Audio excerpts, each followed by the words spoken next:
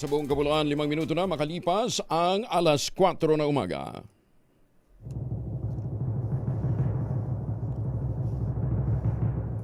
And the Golden Dove for Best Science and Technology Journalist goes to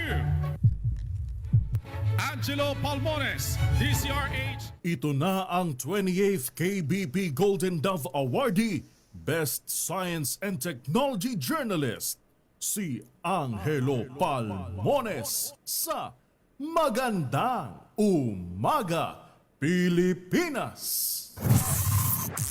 DZRH, Magandang Umaga, Pilipinas! Sa DZRH Radio, DZRH TV at DZRH Online. Kasama si Kuya Angelo Palmones. Magandang Umaga, Pilipinas! Bilis ng araw Midweek na tayo. Miyerkules na po dito ngayon sa Pilipinas. Ikalabinsyam ng Nobyembre 2025. Sa ulo ng ating mga balita, dating Congressman Saldico, mga opisyal ng DPWH Region 4B.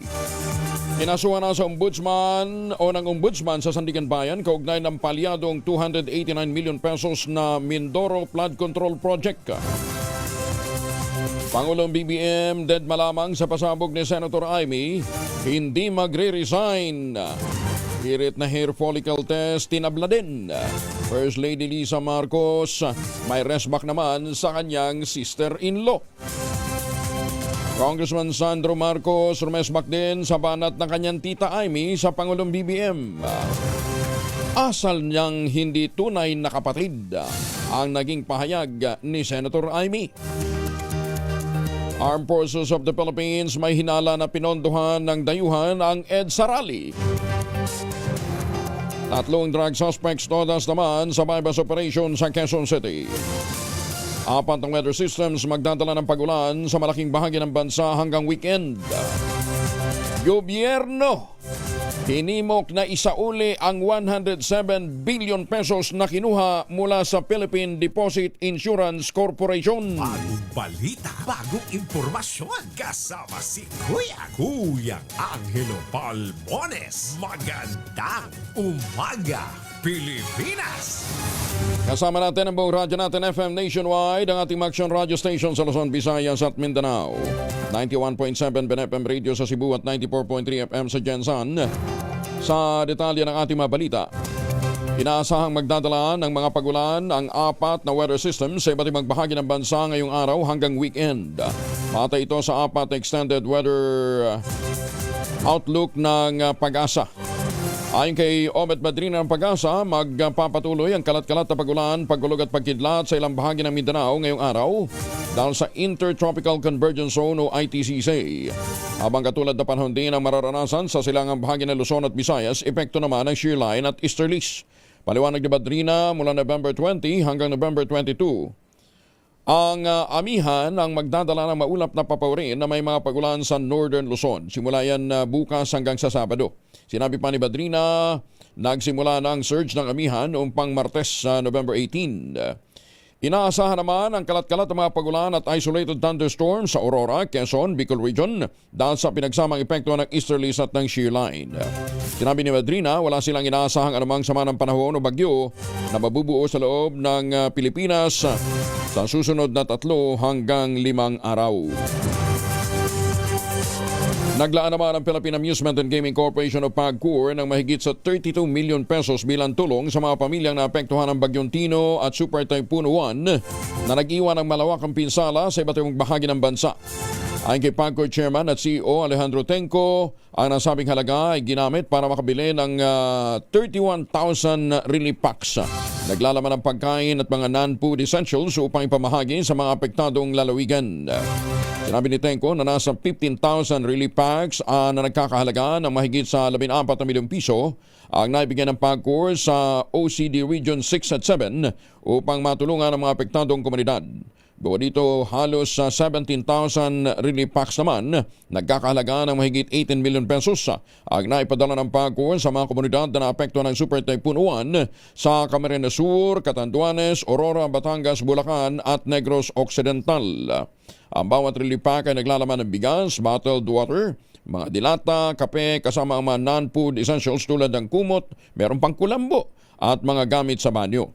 Tiniyak ni Tenko na ang PAGCOR ay laging handang tumulong magbigay ng suporta sa ating mga kababayan sa panahon ng kalamidad. Bagong balita, bagong impormasyon. Kasama si Kuya Angelo Palmones. Magandang umaga, Pilipinas!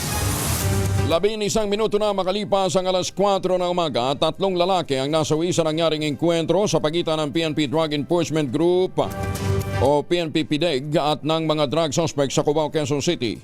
Nangyari ang naturang engkwentro dakong alas 2:30 kahapon ng hapon malapit sa isang gasolinahan sa kanto ng 13th Avenue at Justice Lourdes Paredes sa San Diego Street sa Barangay Socorro. Ayon sa PDEG Special Operations Unit 3, target nila sa bypass operation ang suspect na kilalang si alias Dan. Tapos may kasama pang 2 lalaki. Ngunit nakatunog mga suspect ng mga pulis ang kanilang katransaksyon kaya't biglang nagpaputok ang mga ito ng baril. Gumanti naman ang mga operatiba. Dito napuruhan ang 3 suspect na recover sa kanilang mga baril na ginamit sa naturang barilan.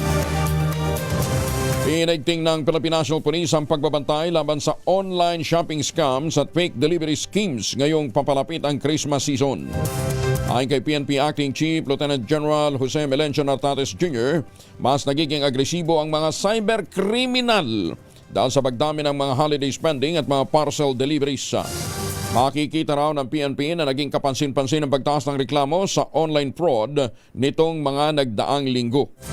Sinabi ni Nartates na mataas ang threat level ngayong taon kaya inatasan na niya ang anti-cybercrime group.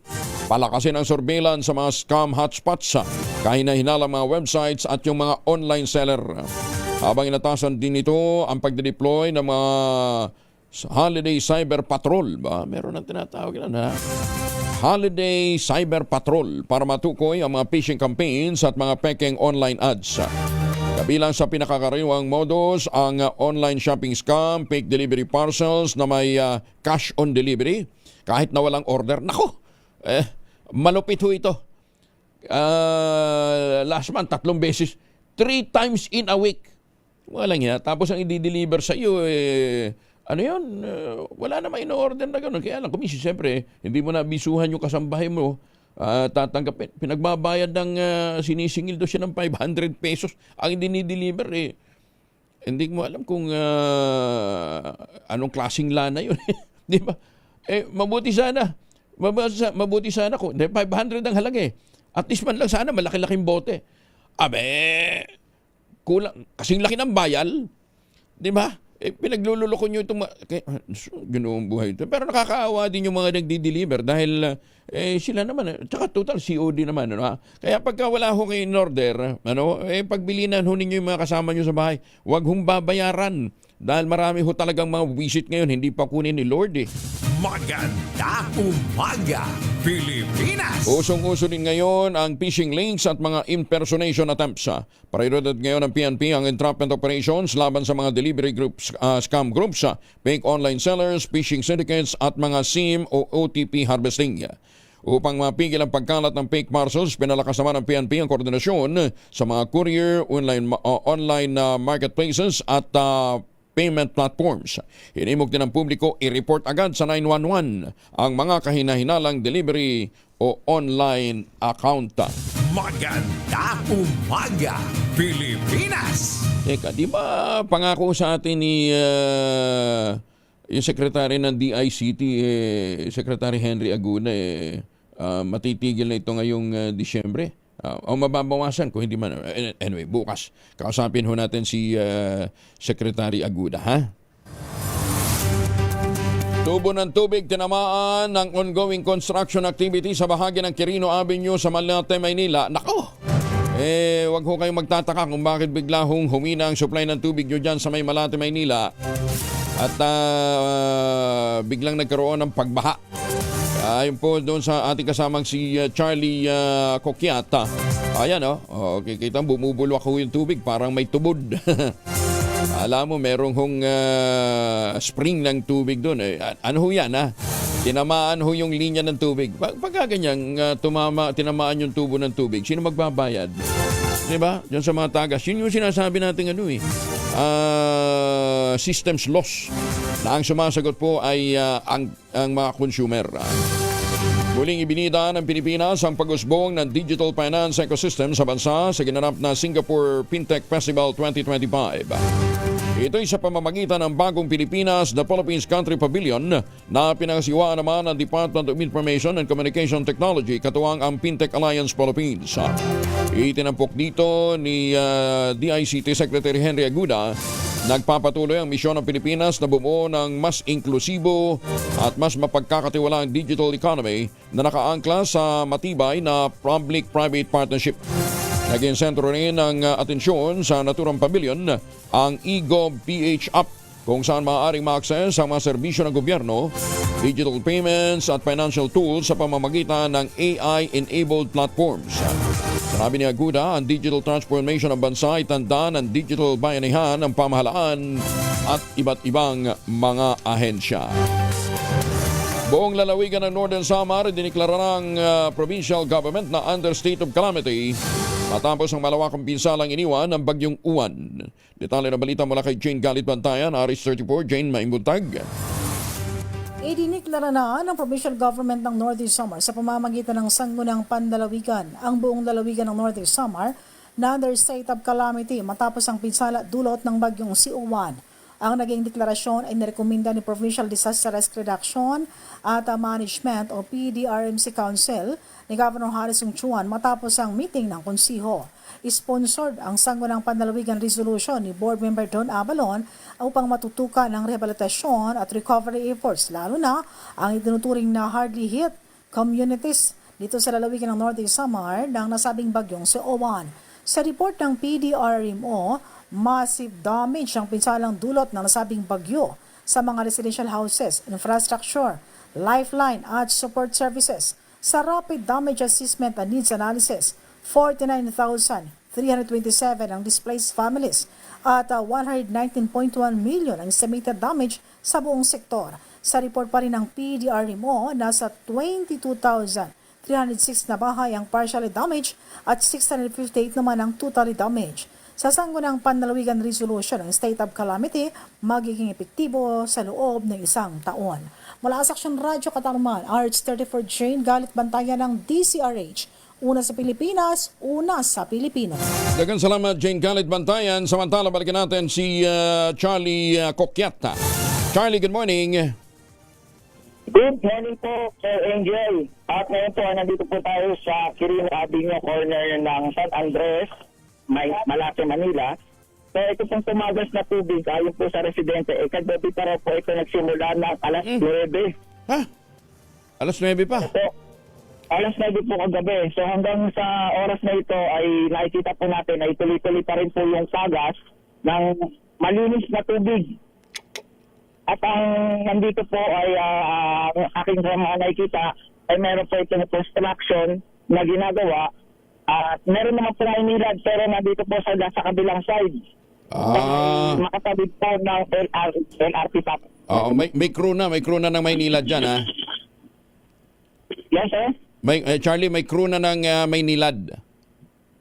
Meron naman po, sir. Kaya alam po, busy pa po sila. Baka maya-maya pa po nila siguro ito uumpinuhin. Hindi, tsaka malaman lang natin kung mukhang malaki yung tubong tinamaan, eh. Diba? Kaya dapat... Yes po, dapat yung mga ganyang klase ng construction, merong mga coordination talaga para malaman nila. Sumantakin mo itong perwisyon dudulot nito sa mga kababayan natin. No? Hindi lang doon sa mawawala ng tubig, kundi yung dadaan, makakaranas naman ang mga pagbaha. Diba? Yes po. Sige. Charlie, maraming salamat sa update, ha? Back to you, Sir Angel. Maraming salamat. Si Charlie Coquiat, isa sa mga kasamahan natin dito po sa DZRH. Maganda umaga, Pilipinas! Ano ngayon maliligo si Mister pagpasok, di ba? Nakaready yung kanyang shield bath soap. Wala naman wala namang tubig. Pero ang linis pa naman ng tubig na bumubulwak. Lakas, O, alas 9 pa yan. Hanggang ngayon, mukhang malaki yung tubong tinamaan, ha? Ay, nako mga misis, sa may araw ba si Mr. Pag-uwi galing ng trabaho, may dalyan sa germs sa katawan nila? Para labanan ng amoy araw at amoy pawis, gumamit ang Shield Bath Soap regularly. Unbeatable ang Shield sa paglaban sa germs versus another brand. May shea butter, pampalambot ng kutis sa presyong abot kaya, 12.50 SRP.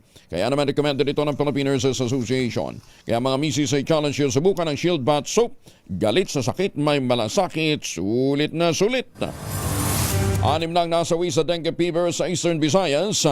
Ayon naman ito sa Department of Health, detalye na balita mula kay Jimmy Angay-Angay, RH32. Jimmy, maupay nga aga. Pumalaw na sa 6 ang nasawi dahil sa dengue fever sa Eastern Visayas. Ito ang sinabi ni DOH-8 Regional Dengue Program Coordinator Leonido Olobia sa isang panayam.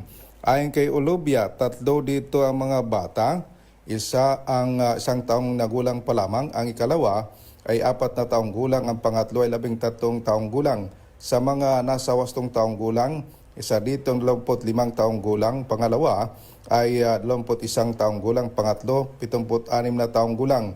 2 ang lalaki, 4 na babae, isang namatay mula sa kinapundan ng Eastern Samar, isa sa Macrohon, tig-isa naman sa Mondragon, Catarman, at 2 sa Lawang. Sa taong kasalukuyan, may 3,295 ang tinamaan ng dengue fever, mas mababa kung halintulad noong nakaraang taon na nasa 14,309. Sa 3,295 na tinamaan ng dengue fever sa taong ito, 898 mula sa Leyte, 708 sa Samar, Eastern Samar 168, Southern Leyte 555, Northern Samar 151, Biliran 194, Tacloban 242, at Ormoc City may 993. Mula dito sa DYVL Action Radyo Tacloban, ito si RH32 Jimmy Angay-Angay para sa DZRH. Una sa Pilipinas, una sa Pilipino. Daghang salamat, Jimmy Angay-Angay. Kaya dapat ho, pagka ang lagnat ngayon, ito magal na mga 3-4 na araw na, huwag ho ninyong ipagsasantabi, ha? Kung wala mong pong mga tanda na ito po ay cause by sanhiho ng dengue, wala ho yung mga mga symptoms, mga sintomas, dalhin na ho ninyo sa doktor at baka mamaya ho, bumaba ang platelets sa mga bata. Nakikiramay ho tayo dun sa aking pinsan na hindi ko pinsan, pamangking ko na ito si Mark Encio, yung kanyang anak na 17 years old, ayan pumanaw. Sus, may Ginoo.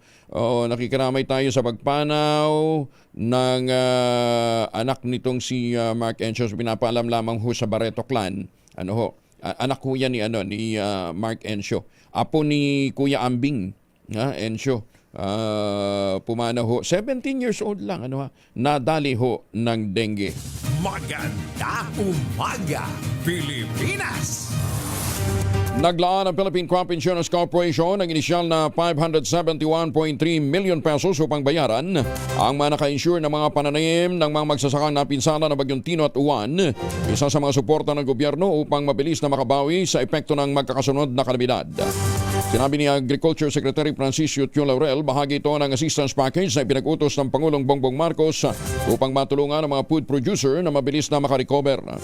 Idinagdag nito na kailangan ng mas malawak na insurance coverage dahil tumitindi ang epekto ng climate change. Malubhaang pinsalang idinulot nito sa mga magsasaka at abangan din ang mga pwede pang maging epekto ng takbo ng panahon. Sinabi po ni Secretary Laurel, sana daw mas marami sa ating mga agricultural stakeholders ang nasasakop ng PCIC. Nang sa gayon ay magkaroon sila ng kakayahang labanan o harapin ang mga kalamidad. Sa report na pinarating kay Secretary Chu Laurel, sinabi ng PCIC President na si Joby Bernabe, November 11, tinatayang 65,176 na ang mga naka-insure na mga magsasaka sa 14 na rehiyon ang naapektuhan ng 2 bagyo. Karamihan dito ay mga pananim na palay, mais at mga high-value crop. Batay sa inisyal na assessment, ang nakatalang pagkalugi ay umaabot na ng 147.3 million pesos sa palay pa lamang. 55 million pesos naman para sa mais, 224.3 million pesos sa high-value crops. Sa Region 5, partikular na ang Catanduanes, pinakamatindi itong tinamaan at nakapagtala ng pinakamataas na bilang ng claimants, umaabot ng 10,958. at may potensyal na payout na tinatayang 119.4 million pesos. Balita, bagong impormasyon, kasama si Kuyang Angelo Palmones. Magandang umaga, Pilipinas! Ay mga mamis, po pwede tayong mag-laundry day today ha? Kunot-no ka ba kapag makapit, madikit at malupit ang mancha? All you need is Pride. At mapahirapan ang self sa Pride, easy at worry-free naman ang laundry. Sa triple stain away formula, tanggal ang matitindi mancha based on test at chocolate, mud and sebum ng cotton, gawa po ito ng ACS. Tiniyak naman ng Department of Health, tuloy-tuloy ang operasyon ng malasakit center sa buong bansa. Itong assurance na ibinigay ng Department of Health sa pagpapatuloy ng deliberasyon para sa pambansang budget sa susunod na taon. Ayon kay Senator Pia Cayetano, Vice Chairperson ng Senate Committee on Finance, unhampered, uninterrupted ang pondo para sa mga malasakit center operations. Ang pahayag ni Cayetano ay base na rin sa commitment letter ng Department of Health na sinamite kay Senator Bongo, Vice Chairman ng Senate Committee on Health. Ang pangunahing mayagda ng Malasakit Centers Act of 2019. Pagtitiyak pa ng DOH, walang tatanggihang Pilipino na dudulog sa Malasakit Center para sa medical assistance. Ang DOH ang lead agency sa operasyon ng mga Malasakit Center, katuwang ang DSWD, PCSO at PhilHealth na may kanya-kanyang pondong inilaan para sa medical assistance. Sa gitna ng deliberasyon, ipinahayag naman ni Senator Bongo ang suporta sa update na ito mula sa DOH. Lalo pat wala raw talagang dapat buwang para sa pamumulitika pagdating sa kalusugan ng mga Pilipino. Sa ngayon, nasa 168 na malasakit centers sa buong bansa.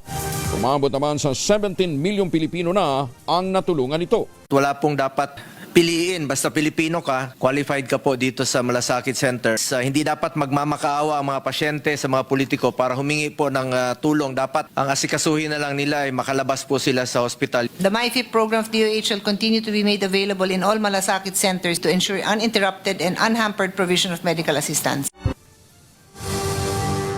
Oy, good news naman sa mga job seeker. Magkakaroon ng job fair ang San Miguel Corporation ngayong araw, November 19. Gaganapin ito sa Manila City Hall Freedom Triangle sa A. Villegas Corner, Taft Avenue. Magsisimula ang job fair mamayang alas 9 ng umaga, magtatagal hanggang alas 3 ng hapon. Bagong impormasyon, kasama si Kuyang Angelo Palmones. Magandang umaga, Pilipinas! 28 na makalipas ang alas 4 ng umaga. Magandang umaga sa mga Pilipino dyan po sa New Jersey, US of A. Jose Ramon Nulod, magandang umaga. Ha? At sa lahat ng mga suki natin dyan po sa Canada, ay, Ma'am Evan lang sa Las Vegas, good morning po sa inyo. Ha? At syempre, ang ating suking Midnight Singers dyan po sa San Diego, California, magandang umaga din po sa inyo. Ha? Lalong-lalo na kay Junior Bao of Cavite. Yan, ha? Na ngayon ho'y naninirahan na dyan sa San Diego, California, kasama si Tita Lloyds. Ayan. Oo. Good morning. At magandang umaga po sa mga Pilipino na nandyan po naman sa Middle East. Magandang umaga sa mga suki natin sa Hong Kong, sa Taipei, Taiwan, at sa Macau. Ha? Dami mga Pilipino dyan. At saka dito sa mga nandyan ho sa New Zealand. Ha? Maganda. Siyempre, ay nako, magbe-birthday. Malapit na mag-birthday. Si Asek Cecil Bangka Santos na nandyan ngayon sa France. Ha? Asek ka. Kahit na French fries, okay na tayo, ha? France, eh. Ayan. Pero kung uuwi kayo ng Pilipinas, wag na ho kayong magpasalubong na imported na tsokolate. Meron po tayong tangerine chocolate. Ang tangerine chocolate po ay brand ng mga magniniyog dyan po sa lalawigan ng Quezon. Sa tulong po ni Dr. Helen Tan, yung pong mga planting material ng kakao galing Davao, hinakot ho yan. Itinanim sa ilalim po ng mga nyugan. Kaya ngayon, ang mga magsasaka at mga magniniyog sa lalawigan ng Quezon ay meron pong sariling brand ng tsokolate. Tangerine Chocolate. Available sa 0919-095-5935. Ang Tangerine Chocolate po ay may mahigit 10 variants ng mga raw material galing din po sa ani ng mga magsasaka. I-check po ninyo sa tangerinechocolate.ph. Ang sabi nga po ni Dr. Helen Tan, sino bang magmamalasakit sa Pilipino kundi ang kapwa Pilipino? Kaya sa bawat tangkilik natin ng Tangerine Chocolate, pinalalakas natin ang loob ng ating mga magsasaka. Pinalalakas natin ang ating lokal na ekonomiya. Tangerine Chocolate, 100% gawang lokal but tastes and looks global. Tinulungan po ito ng DTI at ng DOST. Kaya po pakiusap ni Dr. Helen Tan, sana ating tangkilikin ang Tangerine Chocolate. Mahiwagang tunog! At para may pambili tayo ng Tangerine Chocolate, 12,000. 12,000 po ang naghihintay na premyo sa Mahiwagang Tunog. Yung isang item dyan ay gawa sa papel. Yung pangalawang item is something mechanized. Makikita ho sa mga parke, sa mga airport, sa mga mall, sa ibang bansa, meron yan. No? Dami yan, no? Nagkalat yan. Ha? Ayan, ha? At ginagamit sa... kala nyo, madudulas ako, ha? Pag sinabi kong ginagamit niyan sa... hirap na.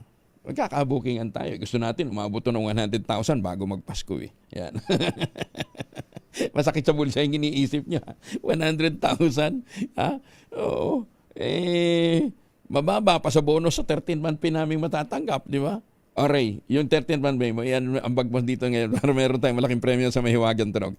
Ang inyong mga sagot, ipapadala po ninyo sa 0919-282-6485. Sundin po ang tamang format ng pagte-text, empty space, name slash, address slash, contact number slash, at ang inyong sagot.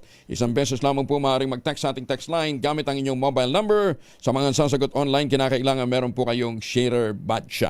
Kaya, Direct Ginger Katabwi, ng Net25 habang nagsashower gamit ang Shield Bath Soap, hulaan ang ating mahiwagang tunog. Bagong balita, bagong impormasyon. Kasama si Kuya Angelo Palmones. Magandang umaga, Pilipinas! Tricycle na bangga ng kasunod na motorsiklo sa Mangaldan, Pangasinan. Naku, may 4 na sugatan. Detalye na balita mula kay Freddy Pajardo, RH38. Masantos siya kabasan ni Chikamin sa ating mga kababayan dyan sa Pangasinan, Freddy.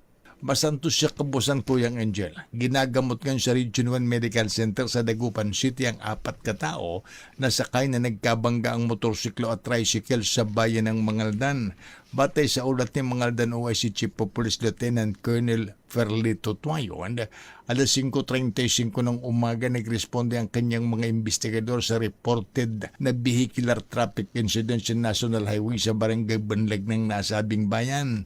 At sa investigasyon, nabatid na magkasunod na tinatahak ng 2 sasakyan ng National Highway sa Barangay Banlag patungong south direction nang mabangga ang likuran ng tricycle na minamaniho ng isang 56 anyos na magsasaka na nakabakride ang misis niya ng motorsiklo na minamaniho ng isang 22 anyos na binata ang kasang isang 30 anyos na lalaki kapwa mga residente ng Mangaldan at sa lakas ng impact kapwa tumilapo ng 4 na sakay na nagsalpokang sasakyan na nagtamo ng sugat sa iba't ibang bahagi ng kanilang katawan na agad ay naitakbo ng LGU ambulance sa pagamutan. Nabatid na walang tail light ang tricycle kaya't hindi ito napansin ng driver ng motorsiklo at bumangga siya rito. Palaala ng mga otoridad sa mga driver ng anumang uri ng sasakyan na kung bibiyahin ng gabi ay tiyakin na gumagana ang lahat ng ilaw ng sasakyan upang maiwasan ng aksidente sa daan. Mula sa Action Radio Pangasinan, ito si Freddy Fajardo, RH38 nag-uulat para sa DCRH, una sa Pilipinas, una sa Pilipinas. Magandang umaga, Pilipinas! 34 na makalipas ang alas 4 ng umaga, mahigit sa 5 bidders naman ang nagpahayag ng interes at nagpa-register na para sa bidding ng luxury cars ng Pamilya Diskaya na iligal na ipinasok sa bansa. Ito isang araw bago ang itanak ng petsa ng Bureau of Customs para sa auction ng mga mamahaling sasakyan na nakumpiska mula sa mag-asawa. Gaganapin yan bukas, November 20. Sinabi ni Customs Commissioner Ariel Nepomuceno, sakaling walang magbid para sa mga sasakyan, meron na rin silang nakahandang plano tulad ng pagpaparebid para sa mas mababang presyo o kaya direct negotiation kung saan tatanggap sila ng proposal mula sa mga interested bidders. Nabatid na nagkakahalaga 5 hanggang 45 milyong piso ang 7 luxury vehicles sa mag-asawa na nasasangkot ngayon sa manumalyang flood control projects. Pagtitiyak naman ni Commissioner Nepomuceno, makakapasok sa kanilang forfeiture fund ang makukuhang pondo sa auction. Iriremit yan sa National Treasury para masigurong babalik talaga sa Pilipino ang mga nagastong pondo na galing sa o ng mga nagnakaw sa kaban ng bayan. Isinusulong naman ni Bulacan 6 District Representative Salvador Caador Pleito ang panukalang naglalayong papanagutin ang mga nagpapakalat ng mga maling impormasyon. Ayon kay Congressman Pleito, ang fake news ay may tuturing na banta hindi lamang sa tiwala ng publiko kundi maging sa pambansang seguridad. Iginiit ni Caador, Bagamat kinikilala ng batas ang freedom of speech, kailangan ding protektahan ang publiko mula sa manipulasyon, partikular na sa social media platforms. Binigyan din pa ni Kaador na kailangang managot ang mga individual na nasa likod ng talamak ng mga fake news, lalong-lalo na sa online world. Kaugdan nito, nanawagan naman si Kong Ador sa mga kapwa kongresista na magsulong ng mga kaparehong panukala para itaguyod ang katotohanan at responsableng paggamit ng social media. Fake news is not harmless opinion. It is a lethal weapon that erodes public trust, incites panic and division, and threatens our democratic institutions and national security. This bill aims to hold those who knowingly and maliciously fabricate and circulate false content accountable, ensuring the digital realm does not remain a haven for deliberate deceit. It is a necessary update to our laws to address the rapidly evolving digital threat. Magandang umaga, Pilipinas! Sa mga may lakad, huwag kalimutan magbaon ng proteksyon laban sa mikrobyo at para sa mga nagre-ready ng kanilang mga emergency kit, lagyan ho yan ng family alcohol. May dalawang formulation ng family alcohol na pwede nating pagpilian. Yung family 70% isopropyl alcohol, yan po especially prepared for clinics, hospital, pharmacies, laboratories, pero okay na okay din po sa mga households at sa ating mga emergency kit. Ganyan na bagsik ng family 70% isopropyl alcohol, maghapon man natin gamitin, no problem. Hindi po manunuyo yung mga kamay dahil meron po yung moisturizer. Yun namang mabangong family rubbing compound improvement cologne. Ayun po yung mabangong isopropyl alcohol na ginagamit po ng mga masahista, mga barbero, mga doktor, mga nurse, mga kabadrona for sponge, bathing, and other cleansing purposes. Family rubbing alcohol para DCRH book na sa mahabang panahon. Mabibili sa namang butik at convenience stores nationwide. Family rubbing alcohol, hindi lang pampamilya, pang sports pa. Magandang umaga, Pilipinas! Sa iba pang mga balita, higit sa 4.3 million pesos na laga ng illegal drugs nasamsam. May 10 drug personalities ang arestado sa isang linggong anti-drug operation sa Cordillera Region. Detalye na balita mula kay Romy Gonzalez sa RH41 na Imbag na Bigat, Romy. Higit sa 4.3 milyong piso ang laga ng illegal na droga ang nasamsam at 10 drug personalities naman ang naaresto sa isang linggong anti-drug operations ng Cordillera PNP sa Cordillera Region.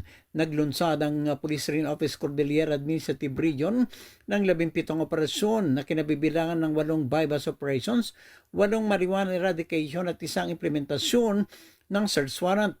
Humantong ito sa pagkakakumpiska ng 18,840 grown marijuana plants, 3,000 grams ng tuyong dahon at fruiting tops ng marijuana, 200 marijuana seedlings at 29.85 gramo ng shabu na may standard drug price na 4,330,980 pesos.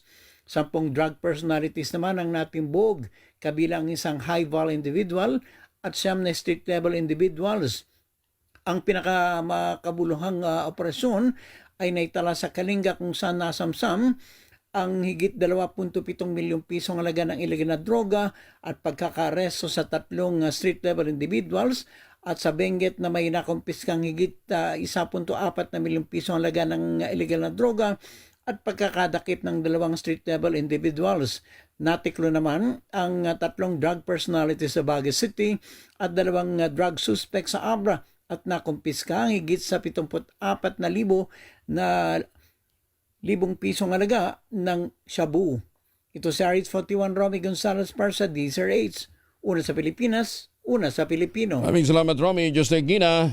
Bagong balita, bagong impormasyon. Kasama si Kuya Angelo Palmones. Magandang umaga, Pilipinas! 4:39, sinampahan na ng Office of the Ombudsman sa Sandigan Bayan ang mga kasong katiwalian at paglustay ng pondo ng bayan.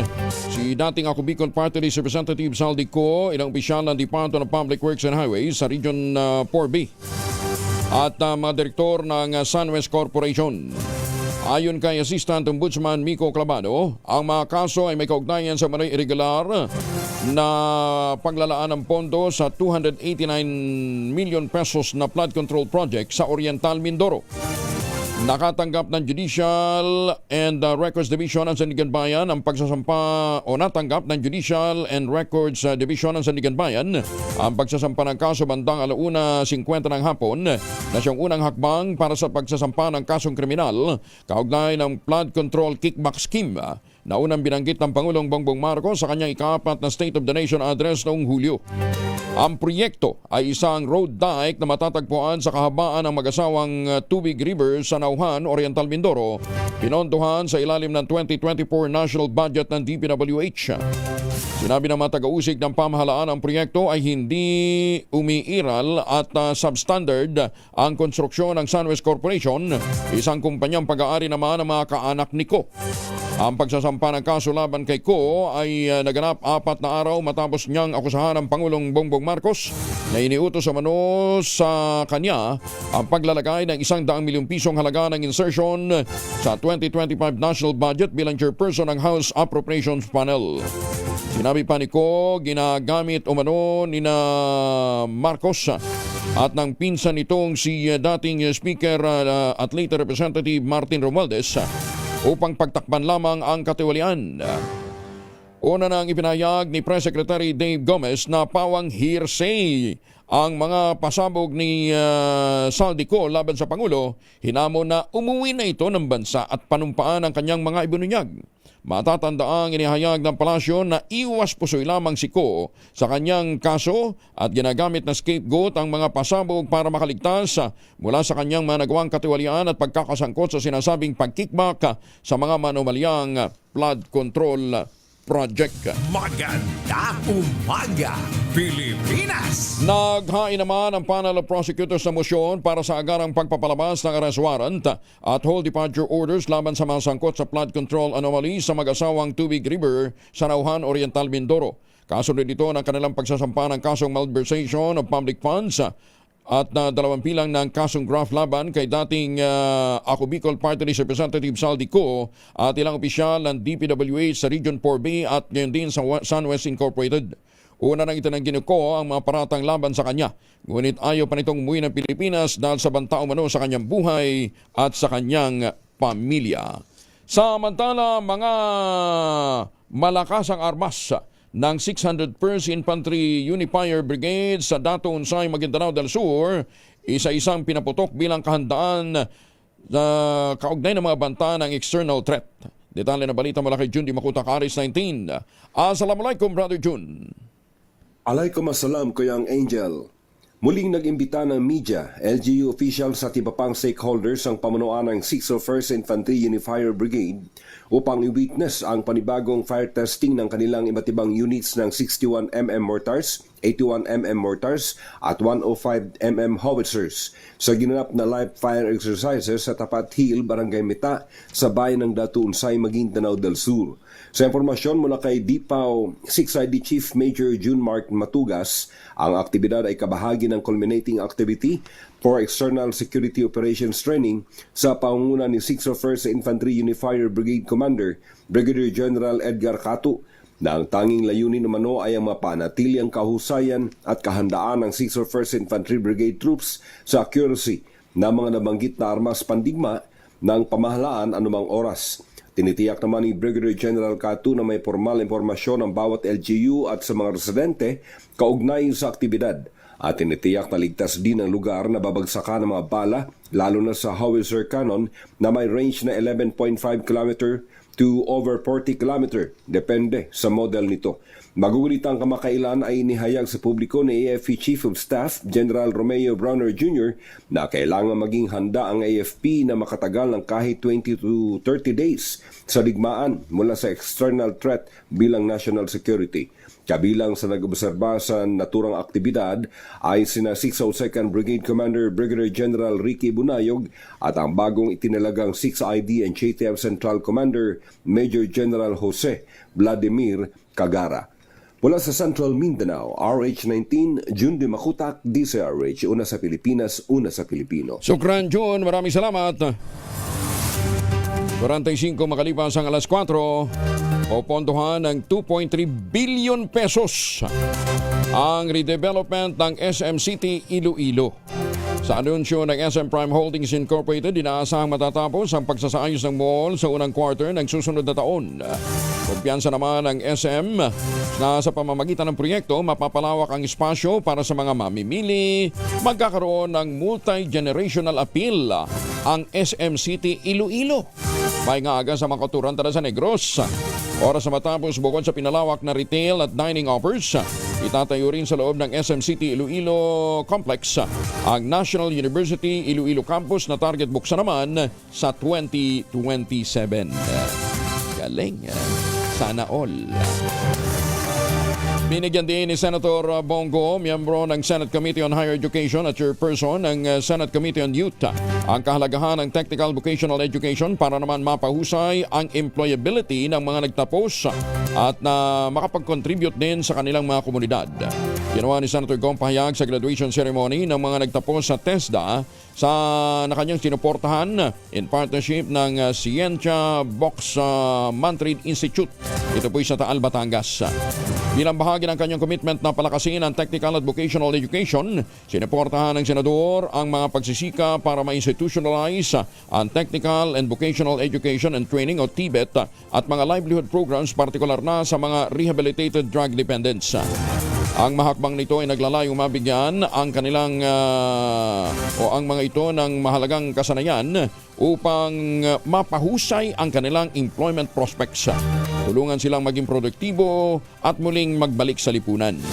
Sinabi pa ni Senator Go sa mga nagtapos, huwag kayong titigil sa inyong pangarap dahil ito ay simula pa lamang at mas maganda pang bukas ang darating para sa kanila. Bagong balita, bagong impormasyon. Kasama si Kuya Angelo Palmones. Magandang umaga, Pilipinas! 47 makalipas ang alas 4, mahigit sa 4 million pesos na laga ng iligal na droga sinira naman sa Davao Region ng PIDEA 11. Detalye na balita mula kay Jun Soter mula sa Action Radio Davao. May buntag ni mo, Jun. Bayong buntag usab Kuyang Angel, mahigit 4 na milyong halaga ng nakumpiska, nasabat at isinukong iligal na droga ang winasak ng Philippine Drug Enforcement Agency Regional Office 11 sa isinagawang disposal activity kahapon Nobyembre 18, 2025 bilang bahagi ng pagdiriwang ng Drug Abuse Prevention and Control Week 2025. Ang aktibidad ginanap bandang alas 9 ng umaga sa Cosmopolitan Funeral Home sa J Campus Extension ay alinsunod sa Republic Act 9165 o Comprehensive Dangerous Drugs Act of 2002.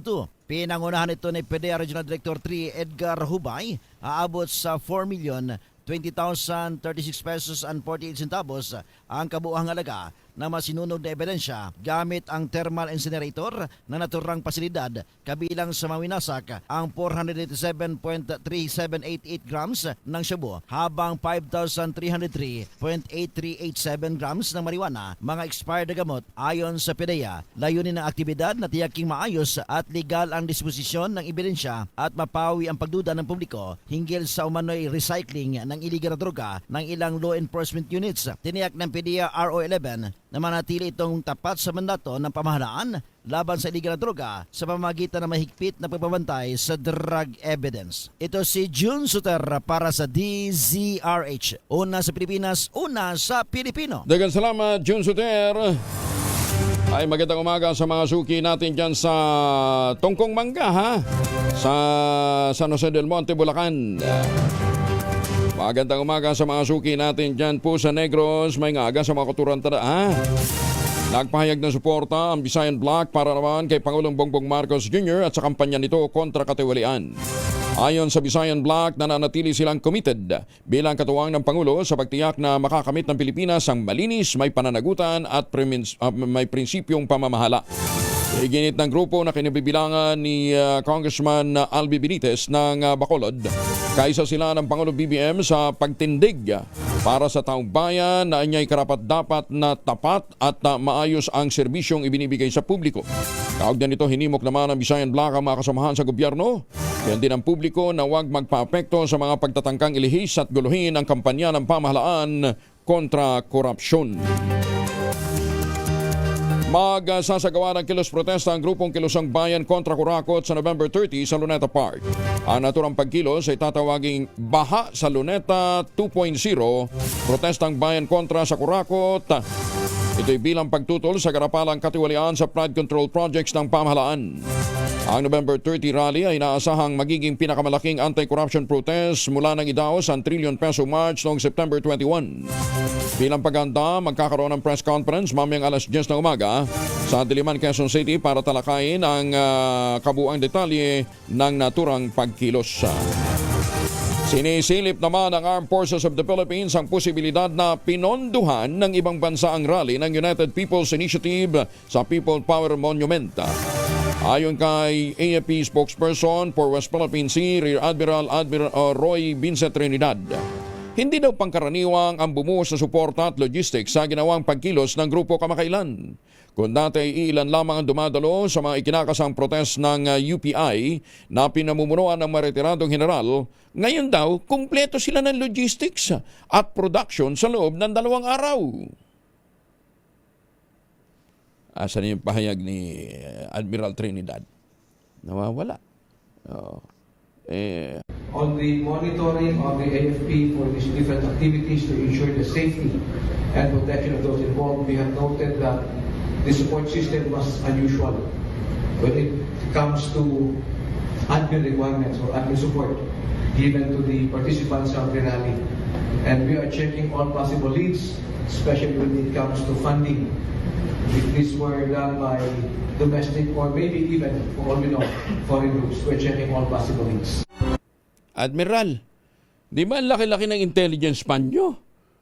Ano nangyari sa intelligence mo? Bakit ngayon tamang hinala pa lang ba natunin nyo? Magandang umaga, Pilipinas! Ay, susme. 52 na makalipas ang alas 4 ng umaga. Diyan ho ninyo ibuhos ang inyong intelligence fund.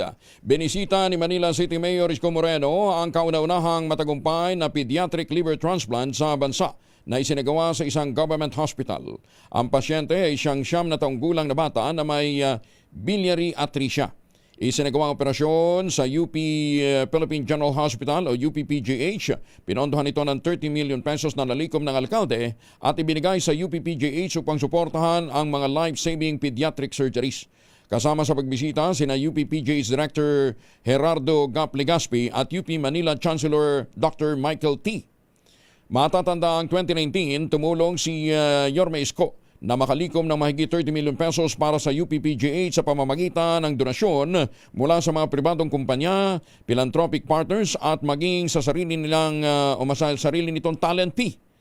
Malaking bahagi ng pondo ay nilaan para sa mga batang may liver disease, kung saan layo ng PGH na makapagpadala ng ilang mga pasyente sa ibang bansa para sa mas abot kayang liver transplant procedure. Magandang umaga, Pilipinas! Hoy, si Ellen Adarna, may mga pasabog sa relasyon nila ng asawang si Derek Ramsey. Yan ang aalamin natin mula kay Morley Alino. Morley, good morning! Gising na ang showbiz, rampa na Pilipinas. Good morning, Kuya Angel. Dapat ay wakas na, dapat ay nanahimik na, pero muling nag-post itong si Ellen Adarna na kung saan may babae di umanong pinagkakaabalahan ngayon, itong si Derek Ramsey. Well, ayaw magsalita ni Derek Ramsey sa nasabing issue. Dahil wala naman daw iyon katotohanan. Sinasabi pa rin nitong si Ellen na sinampahan niya raw ng kaso sa barangay itong si Derek Ramsey. Tulad ng dapat asahan, ayaw pa rin magsalita ni Derek. Ginagalang daw niya kasi ang kanyang misis. Nirerespeto niya ito at minamahal. Lamang ay parang nagkakaroon nga ng problema na kung saan itong si Ellen ang gumagawa ng iba't ibang eksena. Tulad na lang nga ng ipinost kamakailan ni Derek na inakala ni Ellen ay patama sa kanya. Ayaw na ngang pag-usapan pa nitong si Derek si Ellen dahil piling nitong si Derek ay hindi ito makakatulong para magkaroon ng katahimikan ang kanilang pagsasama o relasyon ni Ellen Adarna. Yan ang ating DZRH Showbiz Status News. Ako po ang inyong RH47, Morley Alino para sa DZRH, una sa Pilipinas, una sa Pilipino. Bubu. Maraming salamat, Morley! Kala ko sasabihin ni Derek, hindi naman totoo yan. Salamat ka nga, hindi boy. Di lalaki yan, ha? Di ba, Ray? 55 na makalipas ang alas 4 ng umaga, oras na para tayo po naman ay mag-ultabayo. Ang ultabayo po ay postbiotic with Lactococcus lactoserine plasma. Ito ay dumaan sa mahabang clinical trial dyan po sa Japan. Hindi testimonial, hindi kwentong kutsero, human clinical trial. Ang bawat kapsula ng ultabayo ay nagtataglay ng 50 billion cells ng Lactococcus lactoserine plasma. At napaka-potent po nito na pagpasok po sa ating katawan. Ina-activate po nito yung PDC, plasmacytoid dendritic cell. Yan po yung tinatawag na dalubhasa na commander ng ating immune system, responsable sa pagtataboy ng mga toksin sa ating katawan habang tayo po ay natutulog. Yan ang rekomendasyon ho ng mga dalubhasa, siguro mga 2 kapsula 1 oras bago matulog para mas effective ho nating maramdaman ang benepisyo ho ng ultabayo. Lalong-lalo na yung mga nag-aaral, yung mga mag-take na mga exam, di ba? Ang ultabayo po ay nakatutulong para ma-achieve natin ang magandang tulog. Siyempre, pagka magandang tulog, magandang gising. May panlaban tayo sa puyat, pagod at stress. Ayan. Sabi nga ni Captain Joey, isa lamang yan sa mga benepisyong ating tinatamasa sa pagtatake po ng ultabayo bago matulog. Ayan. Ang ultabayo po ay rehistrado sa Food and Drug Administration, halal certified. Available po ito sa Southstar Drug, Mercury Drug, HB1 Plus Pharmacy, John's Pharmacy, Amesco Drug at Curamed. Pero kung may mga katanungan pa ho kayo, huwag ho kayong magdadalawang isip na mag-text ng inyong mga tanong, ng inyong mga question sa 0931-033-2871. May mga medical experts po nakastambay dyan para sagutin ang inyong mga concerns. Ang magandang balita, kapag bumili ka ng isang box ng Ultabayo Postbiotic, yung 30 capsules, sa alinmang Mercury Drug Store sa buong bansa, makakakuha ka ng free 100 peso Mercury Drug Gift Certificate. Promo runs from August 1, 2025 to July 31, 2026 only.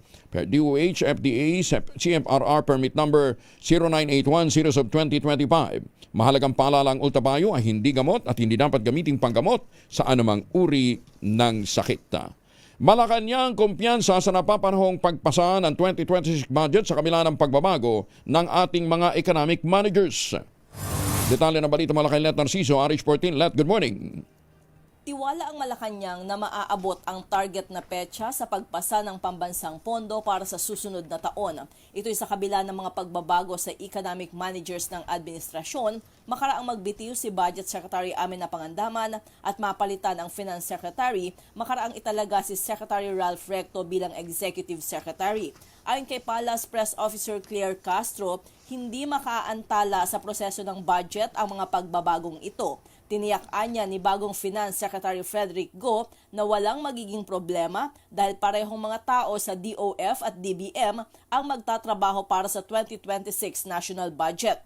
Noong nakaraang buwan ay inaprubahan na ng Kamara ang 6.793 trillion peso budget, habang sa Senado ay nasa huling bahagi na rin ang plenary deliberations para rito. Target mapagtibay ang 2026 national budget bago matapos ang taon o bago magpasko. Ito si Let Narciso para sa DZRH. Una sa Pilipinas, una sa Pilipino. Maraming salamat, Let. Samantala, doon ho sa mga mag-breakfast ngayong umaga, yan, makinig kayo mabuti. Alam ba ninyo na nakatutulong ang regular na pag-inom ng salabat o kaya pagkain ho ng luya para po maging maganda ang ating atay at mabawasan ang inflammation at pamamaga nito. Ayon ho sa pag-aaral ng madalubhasa, ang regular na pag-inom ng inuming may luya, halimbawa salabat o pagkain nito ay maaaring magdulot ng makabuluhang benepisyo sa kalusugan. Kabilang narito ang pag-aalis ng sobrang taba sa atay dahil sa taglay nitong antioxidant na nagpoprotekta sa selula mula sa pinsala at sumusuporta rin ito sa ating immune health. Makatutulong din ang luya para sa mas malusog na metabolism. Gayon din magandang digestion. Nakakabawas ito sa liver enzyme at inflammatory cytokines ng mga pasyenteng may non-alcoholic fatty liver disease. Ayan. Kaya sa mga mag-aagahan, dagdagan ho natin ang ating intake ng mga pagkain may luya para dili ta magluya. Maganda umaga, Pilipinas! Bagong sistema ng pork barrel sa national budget nananatili. Ang tawag dito ni Senator Ping Lacson, allocable. Detalye ng balita mula kay Raymond Dadpa sa Rich 28. Raymond, good morning. Meron pa ring pork barrel ang mga mambabatas sa national budget. Ito ang lumabas sa pagsusuri ni Senate President Pro Tempore Panfilo Ping Lacson at ng kanyang team sa 2025 national budget. Ang tawag ngayon sa bagong pork barrel ay allocable. Dahil ang ginawa ay pinasok na sa National Expenditure Program o NEP ang halaga ng proyekto kahit wala pang pag-aaral at plano. Baligtad dito sa dapat na sinusunod na proseso na dapat ay magsimula ang proyekto sa Regional Development Council o RDC para sa kaukulang pag-aaral kung magkano ang proyekto at kung saan ilalagay na lugar. Sabi ni Lacson, sa kanilang pag-aaral sa 2025 national budget ay nakakuha ang Kamara de Representantes kasama ng mga party list ng 143.5 billion pesos na allocables. Meron ding mga hindi mambabatas o mga opisyal mula sa ehekutibo ang nakakuha ng malaking halaga ng mga proyekto. Gaya ng isang opisyal na nakakuha ng 8.3 billion pesos at pati si dating DPWH Secretary Manuel Bonoan ay meron din. Sabi ni Lacson, minanyobra nila ang national budget na sa simula pa lamang sa NEP ay nandoon ng mga insertions ng mga mambabatas. Nanawagan ito sa ating mga kababayan na panatilihin ang galit at pagbabantay upang humantong sa narapat ang mga sangkot sa mga maanumalyang flood control project, makasuhan, makonvict at makulong ang lahat ng mga sangkot. Narito si Senador Ping Lacson. Ito nga yung awkward, Mr. President, and we want to correct this. Bakit nauna yung funding saka palang maghahanap ng items? Hindi po ba dapat may items nanggaling sa RDC bago po podohan? Complete with program report, complete with planning. Pero ito po, nauna pa yung pagpopondo saka palang hahanapan ng items na ililista sa NEP. Remember, bukod pa po ito dahil ito gaan na ito BICAM na ito Ito si RH28 Raymond Dadpas para sa DCRH, una sa Pilipinas, una sa Pilipinas. Maraming salamat, Raymond. Ngayon naintindihan nyo kung bakit marami hong atat na maging kongresista, maging senador. Meron po silang pondong tinatawag na allocable. Ibig sabihin, pwede nilang i-alloc. Danon ang galing yung term na allocable. Ayan, pwedeng i-alloc sa mga kontraktor. Maganda umaga, Pilipinas! May ngaga sa mga kauturan-taran sa Bayawan City sa Negros Oriental. Happy birthday muna at congratulations kay hindi pala happy birthday. Congratulations kay Brigadier General Wilson Asueta, itinalaga bilang bagong direktor ng PNP Anti-Cybercrime Group. Wala po sa inyong mga kuyang sa Public Masters in Public Safety Administration, Class of RC 2020-18. Ayan, at saka galing po kay Yusek Charles Kalima at sa mga Batang San Miguel, kasama si General James Brillantes. Ayan, Uy, belated happy birthday nga pala kay Justice Max de Leon, Justice Max ng Court of Appeals, belated happy birthday. Nakakalimutan kitang batiin kahapon, Oo, kasi naghahanap ako ng pinakapogi mong picture, talagang masyadong secretive si Justice Max de Leon.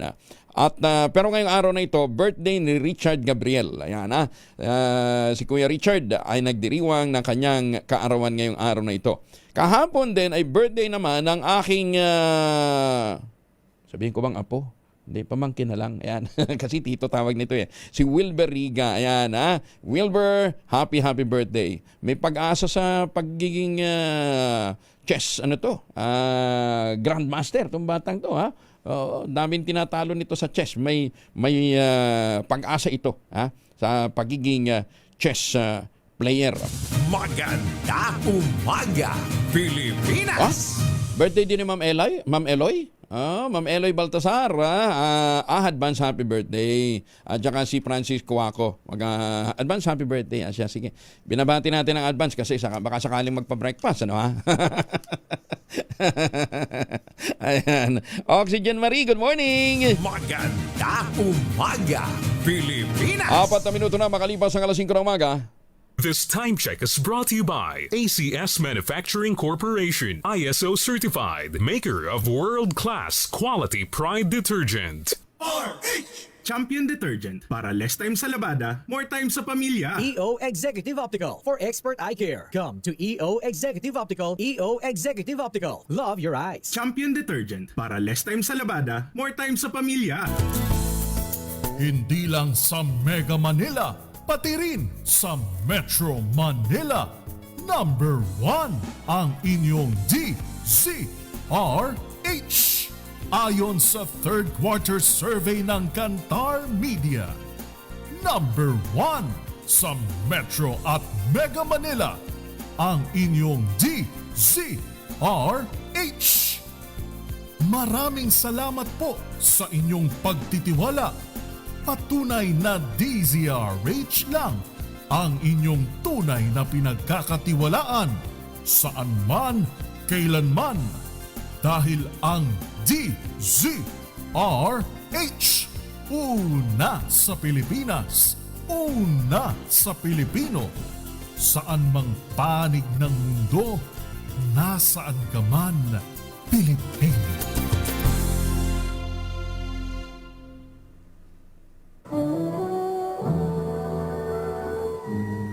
Kauna-unahan sa Pilipinas. Manila Broadcasting Company. DZRH, a proud member of MBC Media Group. Naimbag nabigat sa ating mga kakabsat, Jay Isabela. Bagong balita, bagong impormasyon. Kasama si Kuyang Angelo Palmones. Magandang umaga, Pilipinas! November 19 tayo ngayon, Miyerkules. Kasama na natin si Alzar Aurelio mula sa Pag-asa. Alzar, good morning. Hello, good morning po sa inyo lahat. Apat na weather system na nakakapekto sa ating bansa na kung saan magbibigay ito ng mga kalat-kalat na pagulan at thunderstorm. Ito yung ang Intertropical Convergence Zone kung saan naapektuhan ng Southern Mindanao, Shirley sa bandang silang bahagi ng Northern Luzon, Amihan ang naapektuhan ng nalabing bahagi ng Northern Luzon at Easterlies sa may bandang eastern section ng Visayas at Mindanao. Kaya mga karanas, kaya ngayong araw, asahan ang maulap ang kalangitan na may kasamang kalat-kalat na pagulan at thunderstorm sa Cagayan, Isabela, Apayao, Kalinga, Mountain Province, Ifugao, Eastern Visayas, Caraga, Aurora, Quezon, Camarines Norte, Davao Region, Soc-Sargent, Basilan, Sulu at Tawi-Tawi. Maulap na kalangitan na may mga pag-ulan, kadalasan ay may hina hanggang sa tamtamang pag-ulan sa Batanes at Ilocos Norte. Samantala sa lalabing bahagi ng bansa kasama Metro Manila ay makakaranas ng maganda at maliwalas na panahon kung saan ay halos buong araw ay bahagyang maulap ang kalangitan. Pero asahan din ang mga isolated na mga pag-ulan. Sa mga oras ito, wala po tayo na monitor ng panibagong bagyo o low pressure area na sa labas ng Philippine Area of Responsibility. May meron tayong gale warning, ibig sabihin ay inaasang po natin sa susunod ng 24 oras ang matataas ng alon sa seaboard ng Northern Luzon. Kaya wag muna pumalaot ang ating mga kababayan sa nabanggit na lugar pa sa ating kaligtasan. Yan ating update mula sa Pag-asa. Ako po sa Alzar D. Aurelio. Alzar, yung sinasabi mong mga pag-ulan, anong volume ng tubig dadalhin naman yan? Well, pag-ulan nito ay Makapal-kapal. hindi mo nakaabot ng at least 50 millimeters na kung saan ito yung magdudulot ng malawakang pagbaha. Oo. Pero itong mga kalat-kalat na pag-ulan ito, posibleng magkaroon ng placid landslide sa mga lugar po, lalo na po sa mababang lugar. Oo, pero more or less, mga gaano katagal ang buho sa isang area? Di ba, mga ilang oras? Well, hindi man tuloy-tuloy yung ulan yan. May pagkakataon na may oras din na mag-iihinto ang ulan. Kaya lang, sabi mo, mag-uumpisa bukas, tapos tatagal hanggang Sabado, Diyos me. Nilalambot yung lupa. Kaya yun dapat, mag-ingat na yung ating mga kababayan nga sa landslides, ano ha? Oo, hindi man malakas yung volume, pero dahil tuloy-tuloy, parang ganun din, maiipon, ano? Tapos kalbo pa yung bundok natin. Ay, Ayun po, yun yung isa sa mga dahilan.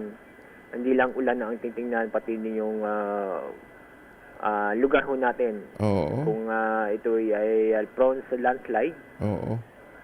prone sa pagbaha, lalo po sa mababang lugar. Oo. Alzar, maraming salamat. Ingat din kayo dyan sa Pag-asa. Magandang umaga. Maraming salamat po. Magandang umaga sa ating lahat. Si Alzar Aurelio mula po sa Pag-asa.